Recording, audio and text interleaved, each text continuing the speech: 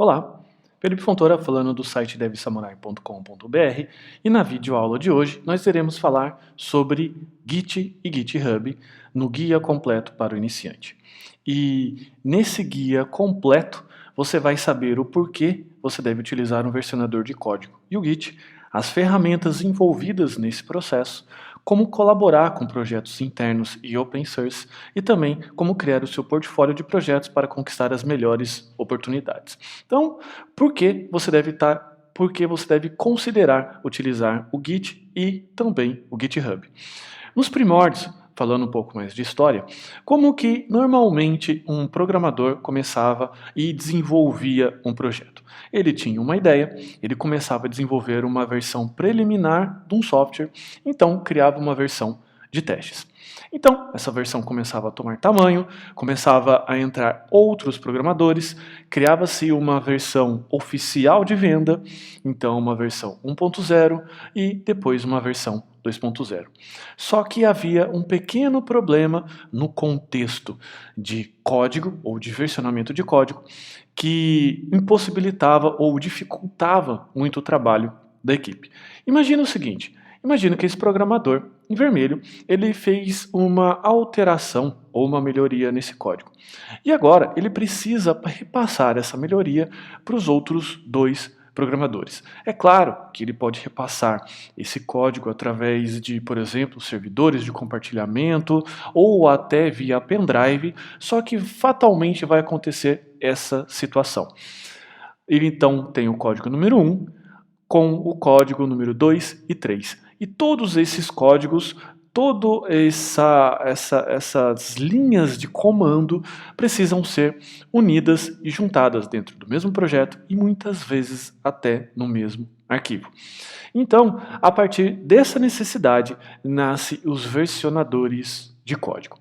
As principais funções de um versionador de código são organizar, distribuir e gerenciar várias versões de um software. Inclusive, existem dezenas de versionadores diferentes, eles são utilizados em empresas de desenvolvimento de software e principalmente no mundo open source. Ao contrário do que muitos pensam, essa necessidade ela não é exclusiva de grandes projetos. Estudantes, programadores e pequenas empresas também podem se beneficiar das suas vantagens. Quem nunca perdeu o pendrive no dia da apresentação final do TCC ou então no dia da apresentação cometeu alguma bobeira ou fez algo de errado no programa e agora precisa voltar uma versão que não funcionava ou que funcionava antes e agora não funciona mais. Inclusive também no final dessa aula, além de ter toda essa parte do Git, você vai descobrir como as empresas modernas utilizam tudo isso que eu introduzi para você agora para contratar programadores. Bom, vamos falar então agora sobre um pouco do Git. O Git foi criado pelo finlandês chamado Linus Torvalds após tentar utilizar várias ferramentas de versionamento diferentes. Seu principal objetivo era criar uma ferramenta open source capaz de gerenciar milhares de contribuições de código do kernel do Linux de forma eficiente, logo porque ele é o próprio criador do kernel. Vamos então explicar de uma forma bastante simples como é o esquema básico de funcionamento do Git. Temos um repositório de código, esse repositório ele pode estar local na sua máquina ou remoto na nuvem, nos servidores da internet. E então, para que você possa começar a utilizar esse código, você precisa fazer um clone do seu projeto ou um clone do projeto na sua máquina. Você começa a desenvolver melhorias, correções ou então até novas funcionalidades dentro do código e empacota todo o seu trabalho dentro de um commit ou mais de um commit. E você então envia todos esses pacotes para um repositório remoto utilizando o push.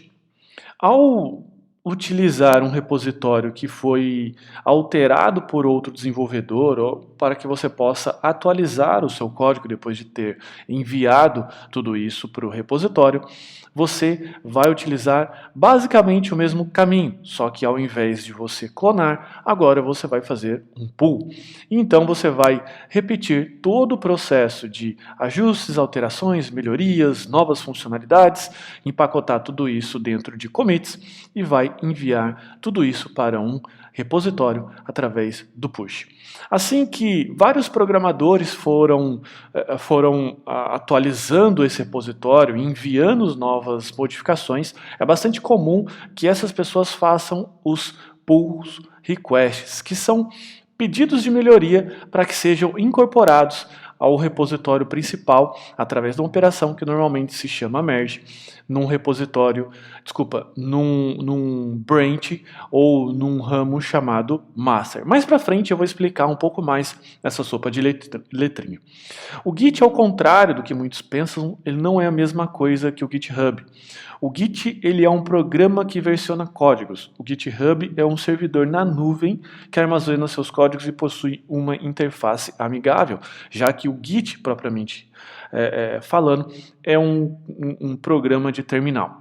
Assim como o GitHub, temos outros serviços tão bons quanto, como por exemplo o GitLab e o Bitbucket. Se você, por exemplo, digitar agora aí no Google esses nomes, você vai ver, constatar isso que eu estou comentando.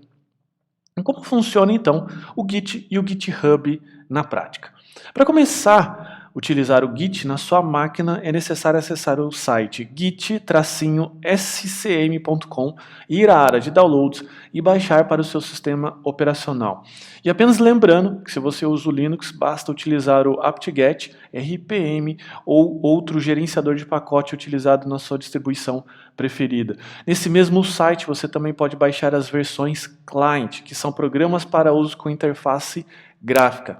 Já como lembrando novamente, o Git, o próprio Git, ele é via terminal ou console. Eu também deixei aqui embaixo, nas descrições do link, um guia com mais detalhes de comando sobre a instalação do Git dentro do Linux e outras plataformas. Depois que você baixou e instalou o programa no seu computador, vamos criar a nossa conta no GitHub e iniciar o uso. Para isso, basta acessar o site github.com e na caixa direita digitar os seus dados e selecionar o plano desejado. No caso, o GitHub ele é grátis para os projetos abertos e pago para projetos privados. Preencher mais algumas informações e confirmar depois o seu e-mail. Depois que você estiver na tela de usuário, basta ir na opção New Repository, digitar o nome do seu projeto, alguma descrição, marcar esta opção e clicar no Create Repository. Parabéns, você criou o seu primeiro repositório no GitHub. Esse repositório ele ainda está vazio e esperando os primeiros códigos. Como foi marcada a opção README na hora da criação, esse é o único arquivo do projeto. Por isso, a primeira coisa que você precisa fazer é baixar na sua máquina. Para fazer isso, abra o seu console ou terminal e clone o projeto. Para clonar o objeto, vá até o botão Clone or Download e clica em Copiar. Abra o seu console e terminal, digite git clone e cole esse link que você recebeu. Pronto, o projeto está na sua máquina e essa é a primeira etapa que você precisa fazer. E talvez, agora que você já começou a criar um projeto e um repositório teste, você esteja se perguntando qual projeto você deve criar. Essa é uma escolha bastante pessoal e depende da sua experiência e também na sua afeição por um tipo de tecnologia. Inicialmente, eu aconselho a usar trabalhos de final de curso ou projetos pessoais para subir.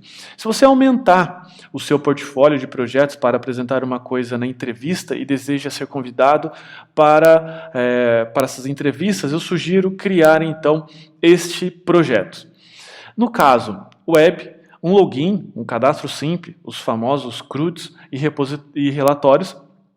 Mobile, aplicativos para o dia a dia, como por exemplo saúde, finanças e organização, são ótimos temas e tópicos para que você possa criar. E também se você curte criar games, você pode também criar alguma coisa com fases curtas e fáceis de jogar, coisa entre 3 a 5 fases. Jogos de quebra-cabeça, os puzzles mobile, são ótimos e procure não utilizar nada muito complexo, utilizando aquelas esquemas de física complicada.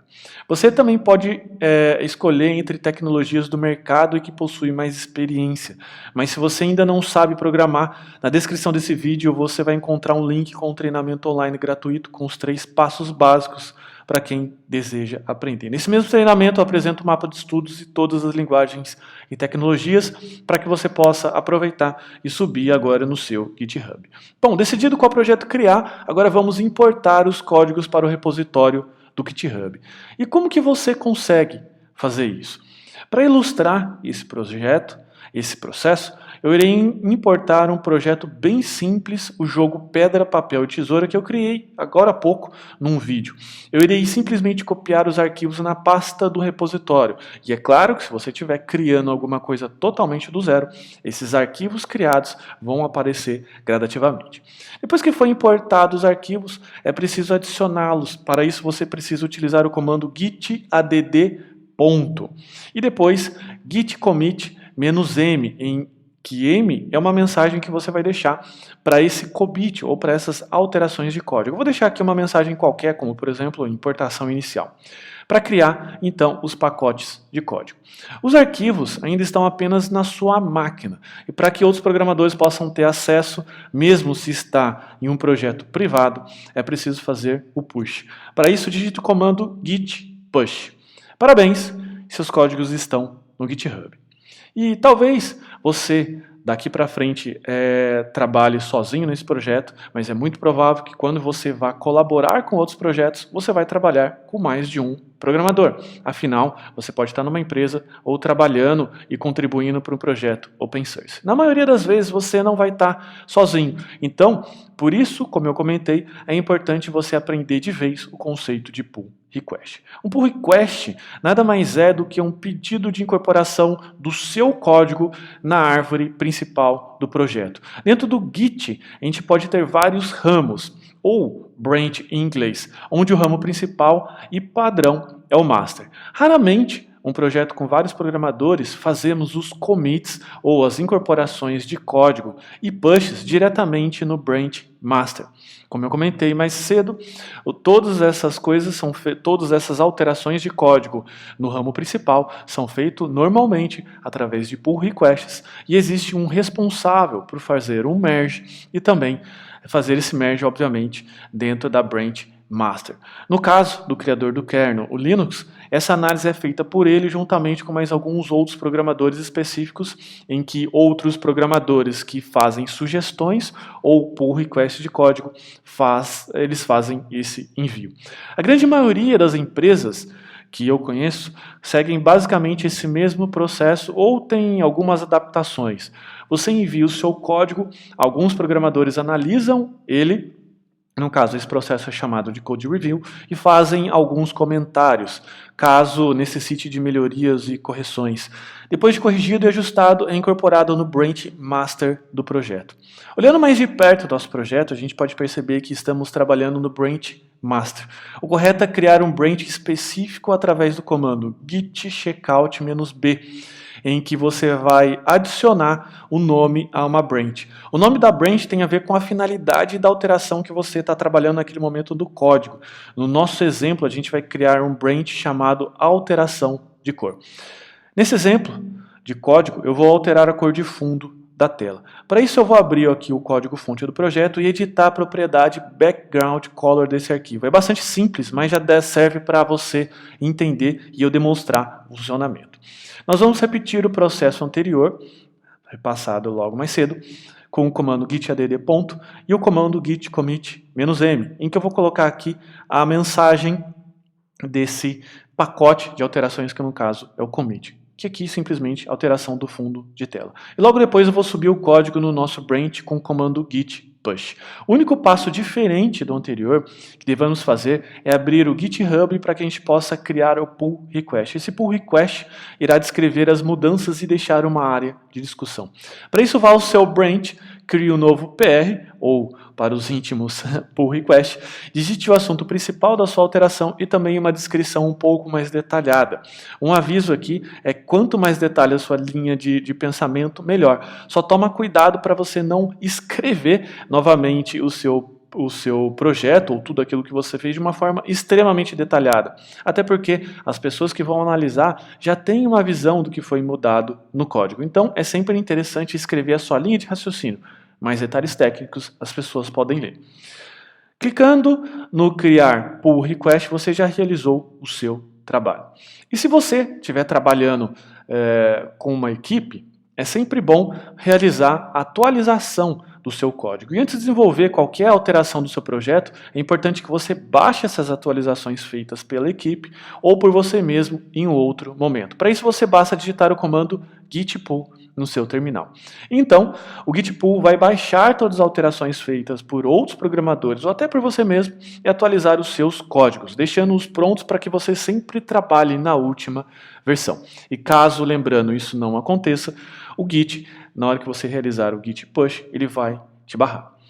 Então, como que você consegue, e é muito provável que aconteça, gerenciar os conflitos de código? Com esse processo de baixar, é normal que ocorra conflitos de código. O que são esses conflitos? Esses conflitos são áreas de código onde um ou mais programadores alteraram o que agora precisa ser revisado. Normalmente o Git ele consegue resolver grande parte desses conflitos, e o que ele não consegue, ele marca o código com um bloco visual. Ao abrir o arquivo com conflito, você vai poder decidir o que fica e o que sai do seu código. Depois de ajustar, é necessário realizar novamente o processo de commit e, se você quiser, realizar um push ou subir para o repositório remoto.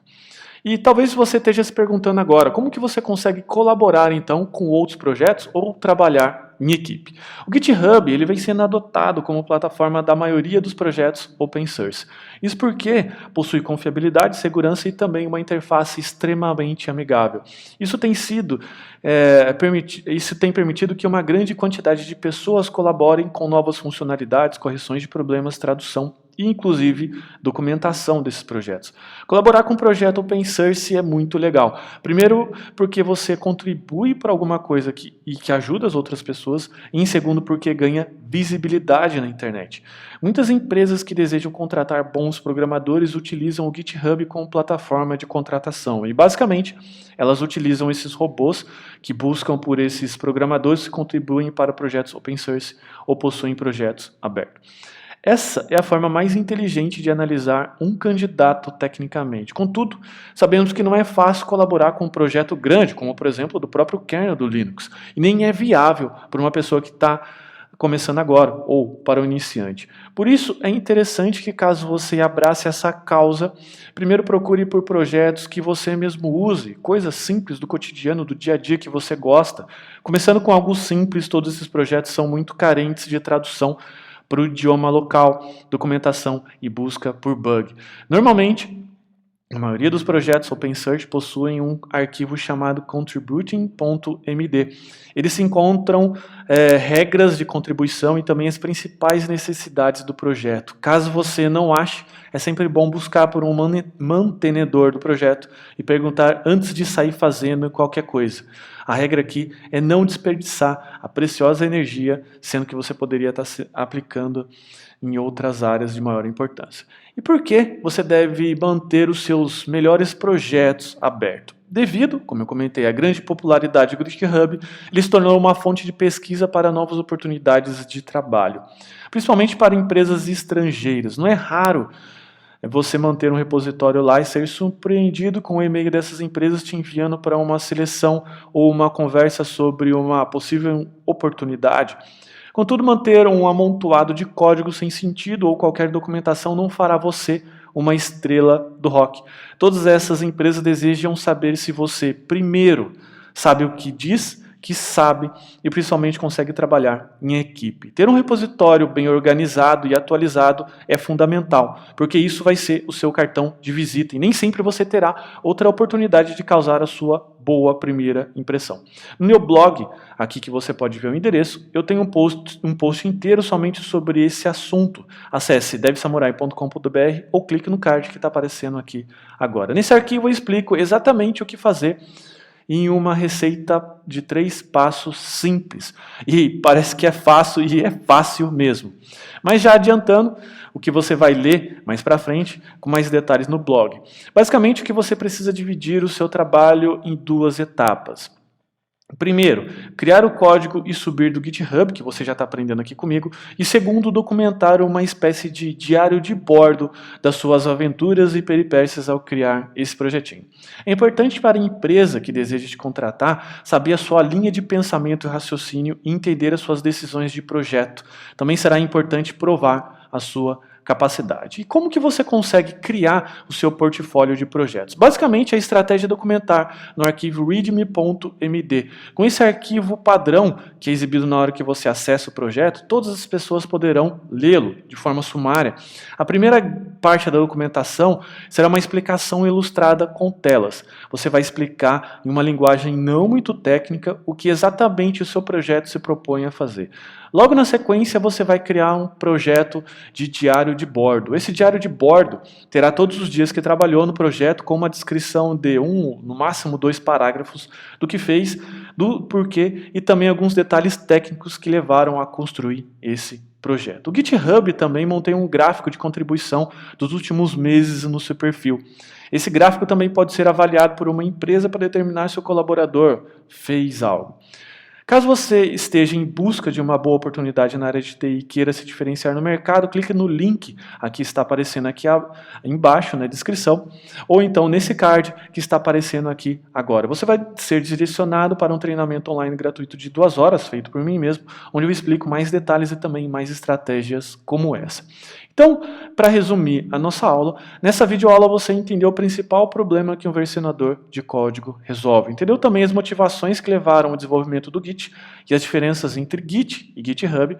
Também aprendeu que as principais comandos do Git são git clone, para baixar o projeto a primeira vez na sua máquina, git add ponto, para adicionar os arquivos nos commits, git commit -e, em que você vai deixar uma mensagem para formalizar essas mudanças, o git push para subir as alterações no GitHub e o git pull para receber o código atualizado por alguém ou então por você mesmo. Aprendeu também um guia introdutório de colaboração de código entre equipes e outros projetos e criar o seu portfólio para aumentar exponencialmente as suas chances de ser contratado. O Git possui uma infinidade de comandos e esses comandos apresentados aqui nesse guia são os comandos que todo iniciante deve saber.